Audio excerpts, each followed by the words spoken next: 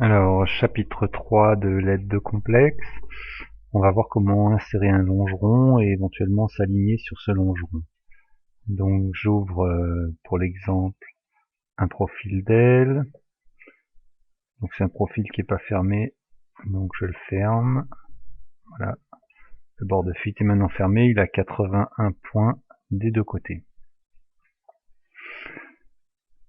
Je vais mettre les cordes réelles de mon aile qui fait 180 mm à l'emplanture et 120 mm au saumon. Et imaginons que je veux centrer le saumon par rapport à l'emplanture. Voilà. Voilà mon aile. Pour l'instant, je laisse l'écartement à 100 parce que ça me permet de mieux travailler.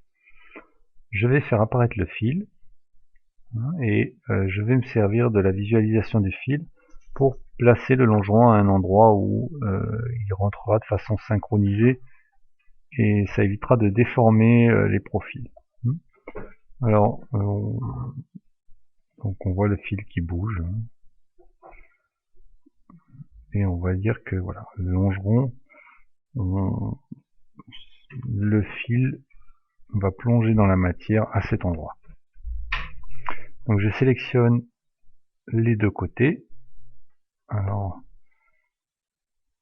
je vais aussi aligner les extrados par exemple, puisque c'est rare que les intrados soient alignés, voilà. Et le fait d'avoir sélectionné ces deux points rend actif le bouton insérer un profil.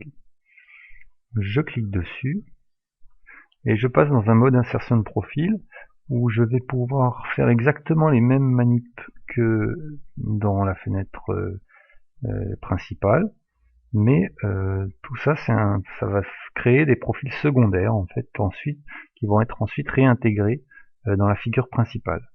Donc là, ça va être très simple, je vais aller choisir un longeron circulaire de 6 mm,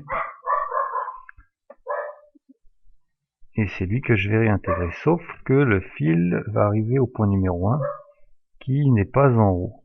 Donc j'ai différentes possibilités pour me faire aller ce point en haut.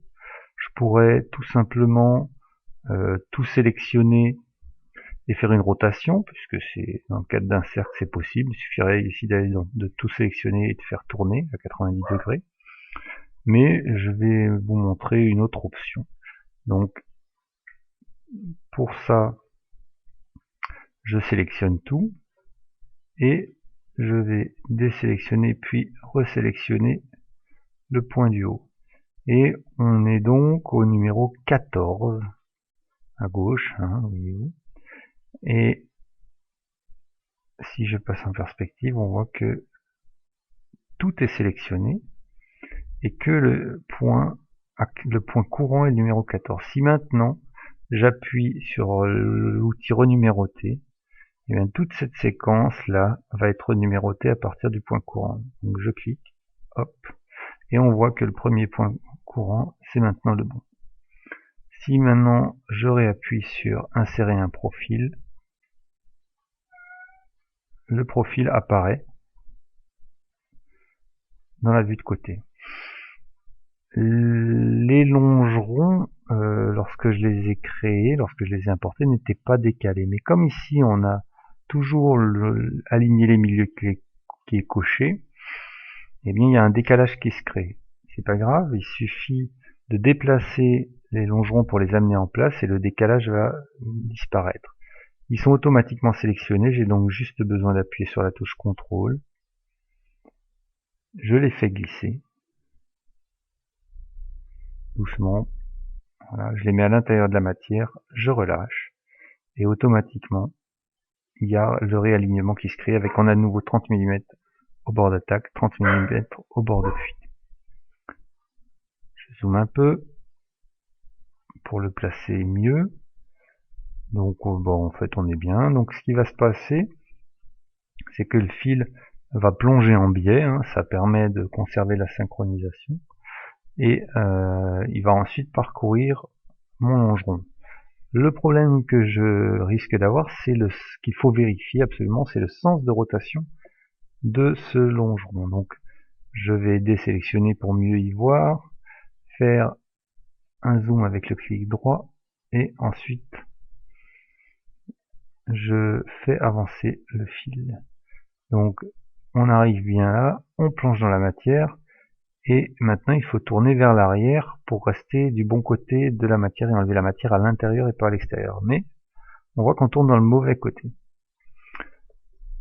C'est pas grave, on a un outil pour ça, donc il me suffit de sélectionner tous les points.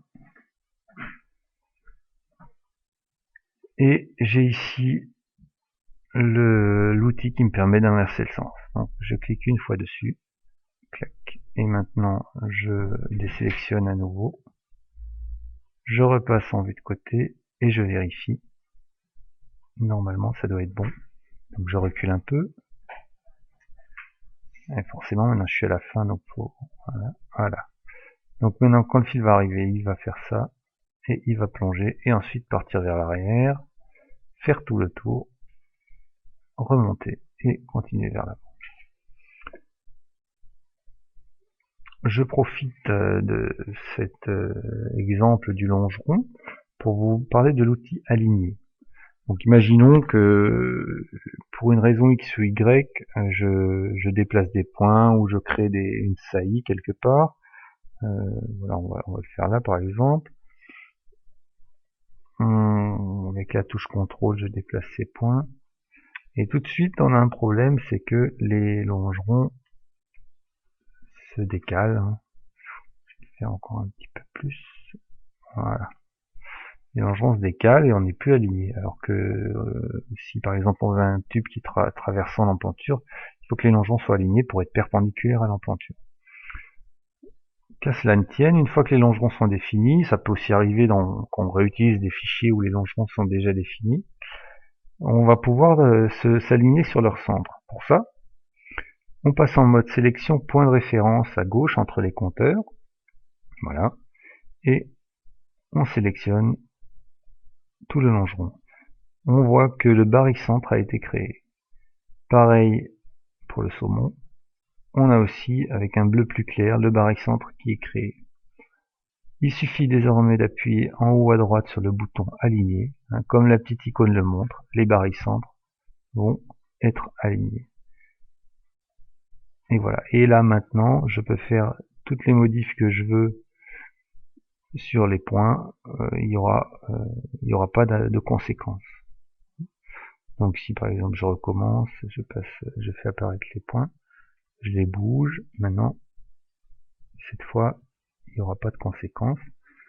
Quelles que soient les opérations que je fais par la suite, c'est toujours les barycentres qui vont rester alignés tant que l'outil alignement est enclenché. Regardez, si par exemple maintenant je mets la flèche au bord d'attaque, au milieu, hop, il y a un nouveau décalage. Mais mes barycentres étant toujours existants, je peux à nouveau aligner dessus.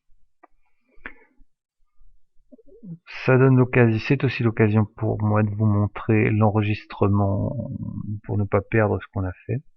Donc ici, la disquette, cette touche permet à la fois de sauver le projet ou de sauver en DXF 3D. Donc je clique dessus, je vais sur le bureau et je vais enregistrer sous le fichier. Bon, le fichier était déjà créé, donc je vais faire aide vidéo 1. Le format c'est .cpx, enregistré. Maintenant, si je ferme, le fichier est là. Si je réouvre, voilà,